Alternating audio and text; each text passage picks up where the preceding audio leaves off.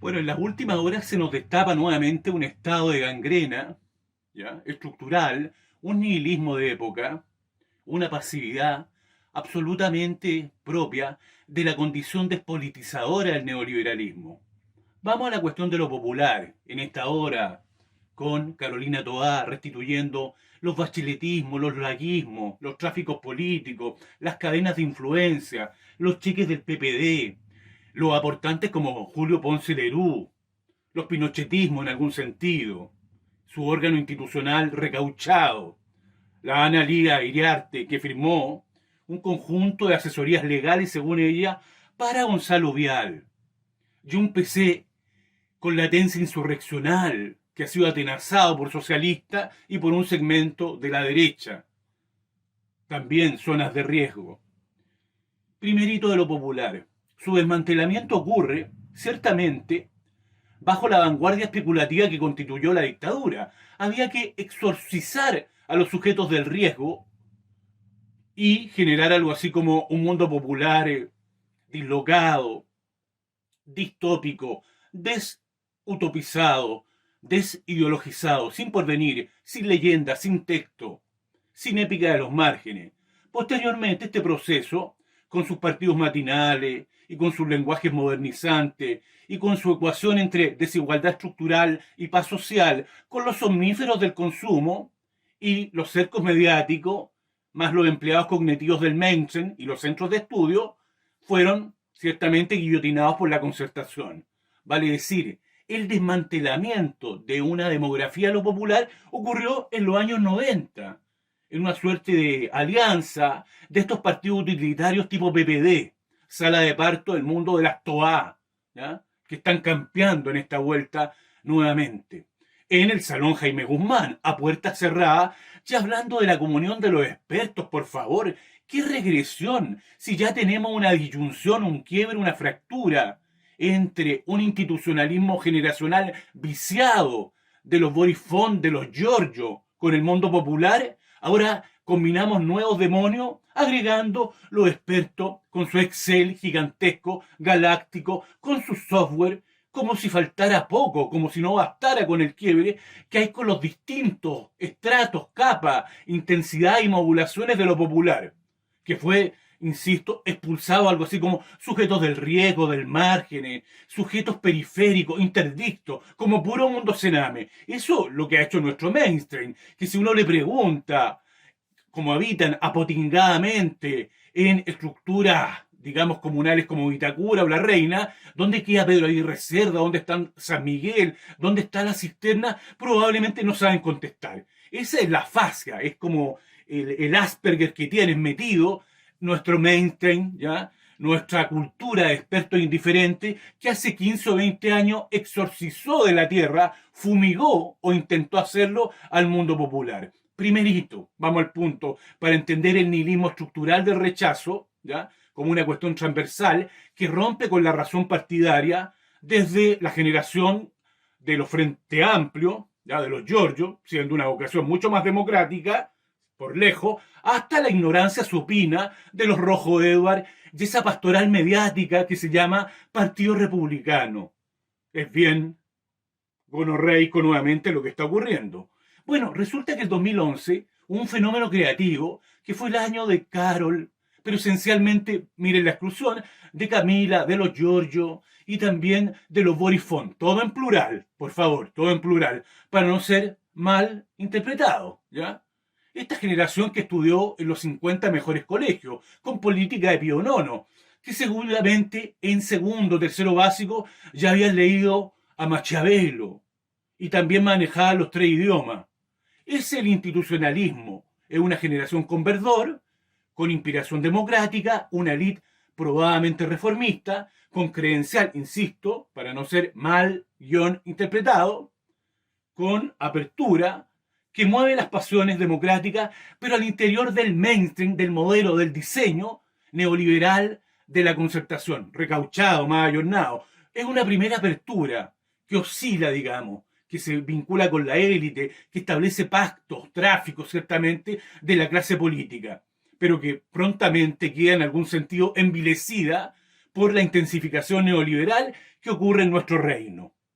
De allí, de ese institucionalismo, de esa placa, de ese empaquetamiento, hay que leer un primer momento o un segundo momento de fractura estructural. El primero ya había ocurrido con el desmantelamiento de los años 90 de la Concertación, respecto a el mundo popular, a ese otro sujeto incognoscible para la demografía o un sector de la demografía del FEA.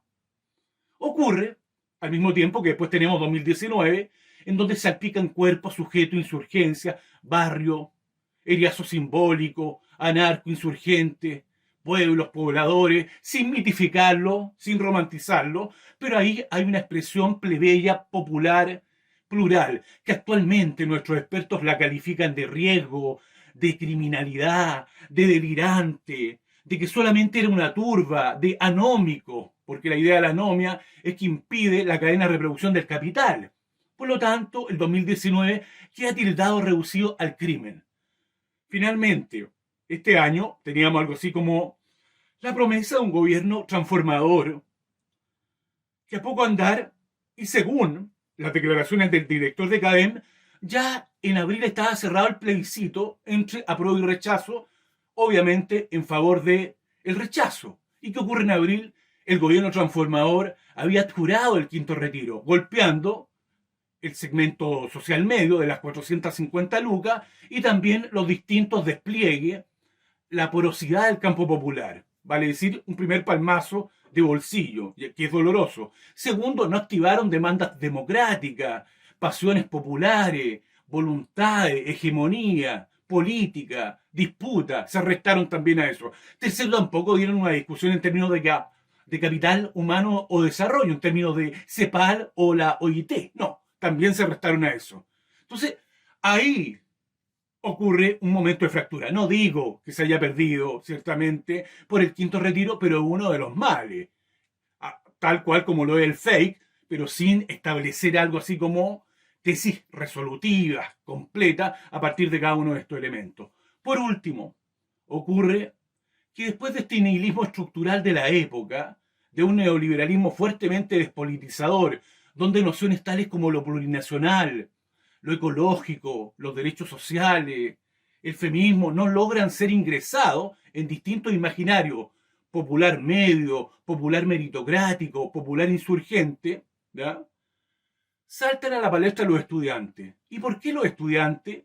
Que no forman parte precisamente del movimiento 2019, no son generaciones progresistas de una demografía FEA del 3%, de 3.5, 4 millones mensuales. Son más bien estudiantes, perdón, que están almorzando en los liceos, en el campo municipal, que no están filtrados por las PCU, que no provienen de universidades públicas y jornadas, que forman parte de nuestro intenso capitalismo académico. Por si no lo sabíamos, ¿ya? Ahí está, digamos, esa pureza, entre comillas, destituyente de nuevo tipo, que ciertamente tiene riesgo y que no hay que establecer cualquier tipo de romantización. Pero emerge. ¿Y por qué emerge? Porque hay una crisis moral en las familias como tal, porque el papá y la mamá están estancados, la familia en general, en la deuda, en la especulación lamentable, arrinconado, amurallado, asfixiado, ya en una lógica de sobrevivencia con tos de esclavos, sectores sociales medios y campo popular. ¿Ya? Entonces, lo que hay ahí es una pulsión de restituir un porvenir, una leyenda, salir del estado de exclusión. Entienden a su manera la pasividad conservadora inflada por la campaña del terror que hicieron los medios de derecha a través del Facebook, del Twitter, del Instagram y todo el trampismo de que las familias de segmentos populares se vieron forzadas a formar parte de esta cultura del caos, del terror. Viene el apruebo, vienen los convencionales que van a restituir un texto maximalista y refundacional. Y más bien hay que acallar a todos los sectores. Bueno, eso es lo que está ocurriendo en esta hora y me parece un tanto más creativo este movimiento, más allá de cómo resulte, de cómo sea obliterado, controlado, neutralizado, que no tiene que ver, insisto, con el 2011 y su mesocracia de la reforma institucionalista. En suma, ¿por qué no penetra el apruebo? No penetra porque primero está en la plaqueta del 2011 de una generación institucional, de un institucionalismo, corrijo, generacional, que ha envilecido y capturado por la razón política, que denegó y apuró de lo popular, al igual que los expertos indiferentes que están de vuelta. Y en segundo lugar, porque no hay un texto convocante, no hay una textualidad inclusiva respecto a los diversos polos de lo popular. Por lo tanto, la derrota estaba más o menos garantizada a este respecto. Y esto es lo que ocurrió. Y este es el Estado. Y por último, como si no faltaran demonios, combinar a los expertos precisamente, expertos indiferentes, a este mundo de tecnólogos, de tecnopols, como lo diría los ciúticos en el manual de los contardos, vuelven. ¿Por qué no convocan a la roulette y cierran la puerta nuevamente? Y establecen algo así como un pacto de lenguaje, de Excel, de software, con un abandono ya pero absolutamente desenfadado, artero de lo que tiene que ver con el mundo popular. Bueno, eso es lo que ha ocurrido. Por lo tanto, hay que darle algo así como un voto de fe a lo que está ocurriendo con el movimiento estudiantil, sin asusar ciertamente líricas, poéticas ni romanticismo, pero son un síntoma que al mismo tiempo somatiza el nihilismo estructural que acompaña a toda nuestra razón partidaria, que se ha visto envilecida como una suerte de cuatrero ideológico, cuatreros y cuatreras, en las últimas 48 o 72 horas. Pero bueno, este es el devenir de este Chilean, y el reino está de cumpleaños, el reino está de fiesta, el reino está celebrando los 30 años y el retorno de los expertos indiferentes.